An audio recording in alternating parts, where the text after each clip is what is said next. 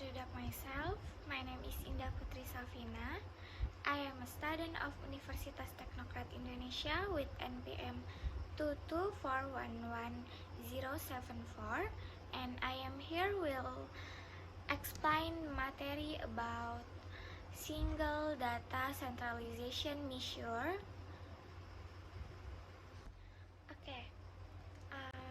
Ukuran pemusatan data tunggal adalah konsep penting dalam statistik yang membantu kita memahami bagaimana data terpusat di sekitar suatu nilai. Ini adalah informasi kunci untuk menganalisis dan merangkum data. Ada 3 ukuran pemusatan data tunggal yang umum digunakan, yaitu mean atau rata-rata, lalu ada median, lalu ada modus. Lalu kita akan memahami mean, median, dan modus. Yang pertama, mean atau rata-rata. Mean adalah nilai rata-rata dari sekumpul data. Ini dihitung dengan menjumlahkan semua nilai dalam dataset dan membaginya dengan jumlah total data. Lalu yang kedua ada median.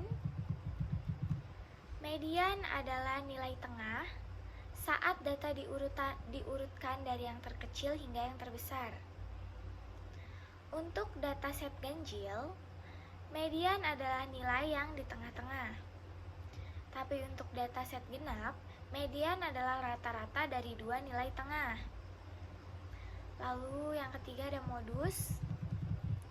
Modus adalah nilai yang paling sering muncul dalam dataset. Ini adalah ukuran pemusatan yang berguna untuk data kategorikal atau data yang memiliki banyak pengulangan nilai yang sama. Lalu ini kita akan bahas satu-satu ya. Yang pertama ada mean. Mean adalah salah satu ukuran pemusatan data dalam statistika yang menunjukkan nilai rata-rata dari suatu deret nilai. Rumus untuk menghitung modus data tunggal. Untuk menghitung mean data tunggal, kita dapat menggunakan rumus yang sederhana, yaitu dengan menjumlahkan semua data dan membaginya dengan jumlah data yang ada. Berikut adalah rumus untuk menghitung mean data tunggal.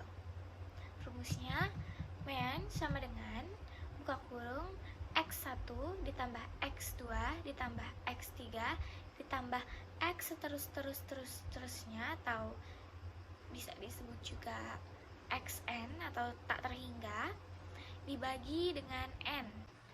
Sebagai contoh, jika kita memiliki data tunggal sebagai berikut, datanya bisa dilihat di layar.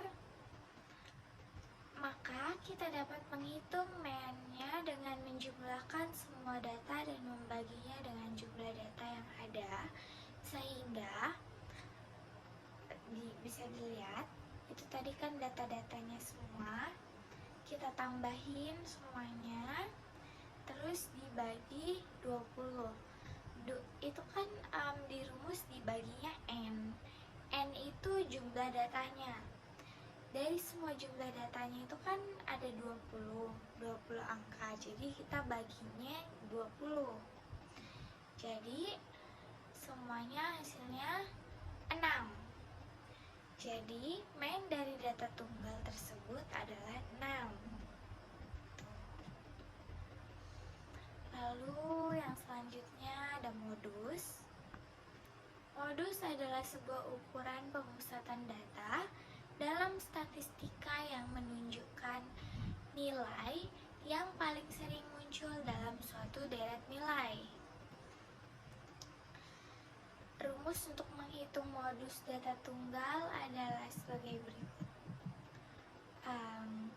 Urutkan data dari nilai terkecil ke yang terbesar, lalu hitung frekuensi kemunculan setiap nilai.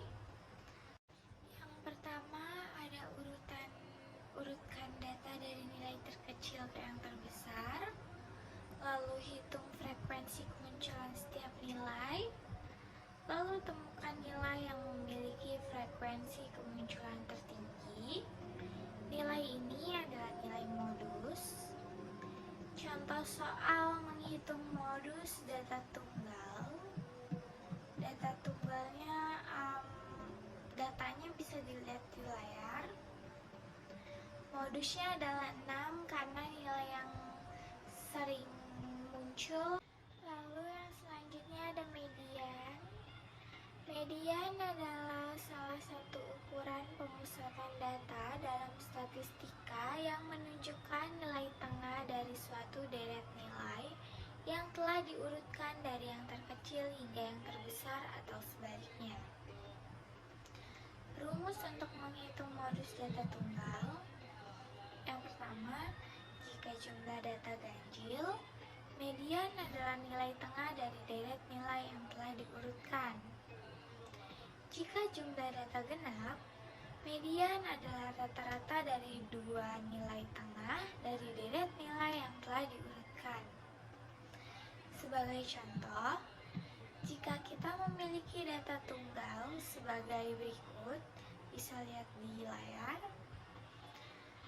maka kita dapat menghitung mediannya dengan mengurutkan data terlebih dahulu dan mencari nilai tengah dari deret nilai yang telah diurutkan. Karena jumlah data ganjil, maka median adalah nilai tengah dari deret nilai yang telah diurutkan. Kalau diurutkan dari yang terkecil, jadi nilai tengahnya adalah 6.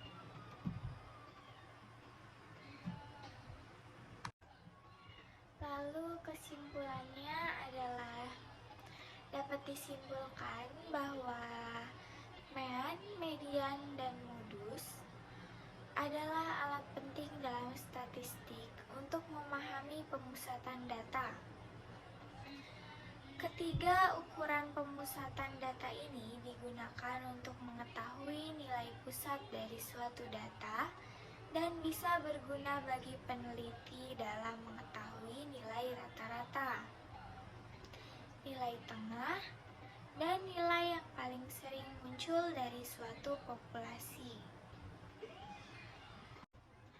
Okay, maybe that's all I can say about single data centralization measure materi. Thank you for listening and thank you for watching, and see you di next materi.